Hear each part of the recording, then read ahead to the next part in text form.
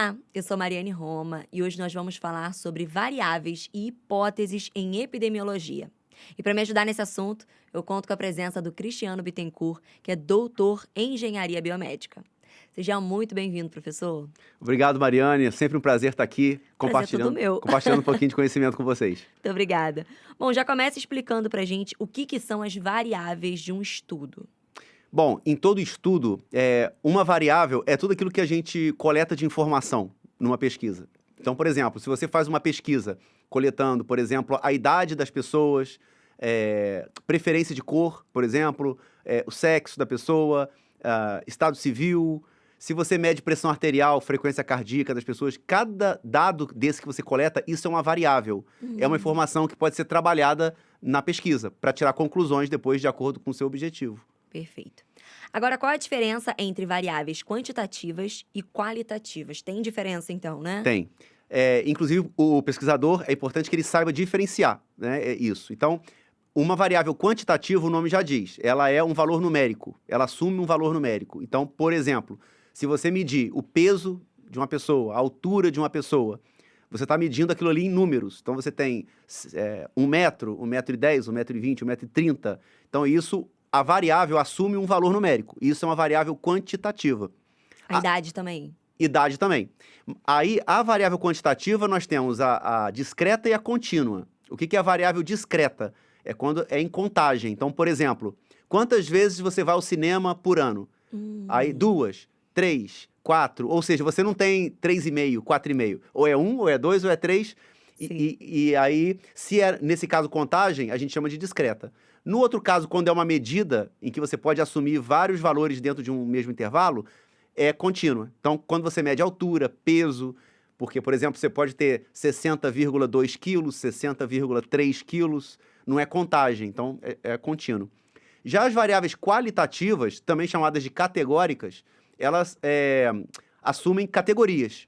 Elas não são identificadas como números. Então, por exemplo, quando você pergunta qual a sua cor preferida, então você tem amarelo, verde, preto, ou seja, não é um valor.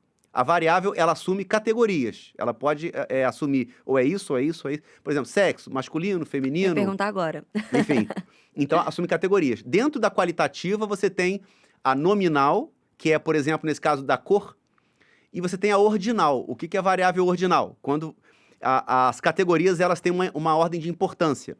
Então, por exemplo, se você pergunta qual o seu nível educacional, aí você tem ensino fundamental incompleto, ensino fundamental completo, ensino médio incompleto ou ensino médio completo. Ou seja, você tem uma ordem de importância aí de valor. Sim. Mesmo sendo categórico, você tem uma ordem de valor.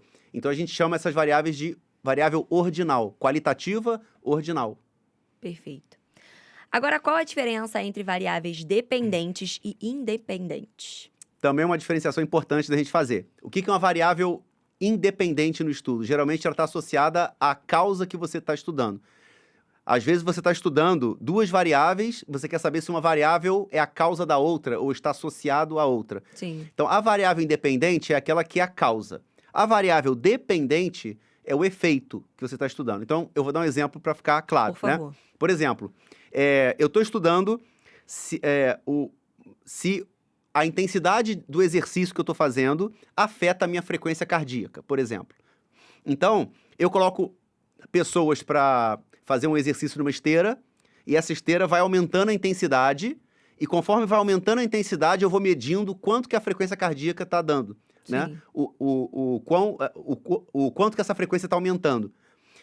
Ou seja, a intensidade do exercício é a variável independente, que eu estou manipulando ali, Sim. que é a intensidade na esteira, para ver como que isso afeta a frequência cardíaca. A frequência cardíaca é o efeito. Então, a frequência cardíaca é a variável dependente do estudo. Então, num estudo, você pode ter várias variáveis independentes, várias variáveis dependentes. Depende do objetivo do seu estudo. Certo. Agora, fala-se muito em hipóteses na ciência. Mas, afinal, o que é uma hipótese? Conta pra gente.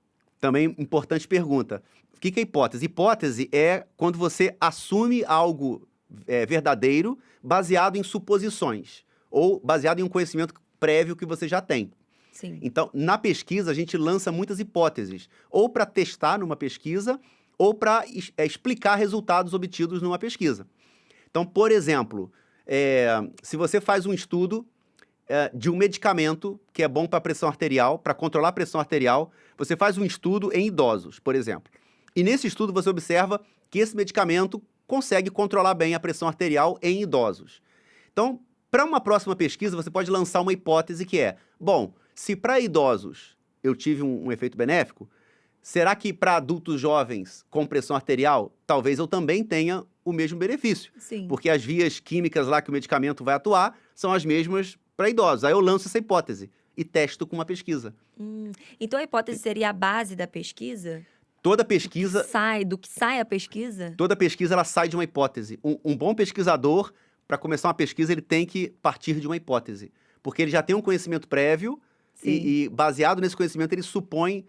será que se eu sei isso, então eu posso dizer talvez que funcione dessa maneira ou Aí ele aconteça... testa. Aí ele testa. Perfeito. Exatamente. Agora, para fechar, o que seria, então, uma hipótese epidemiológica?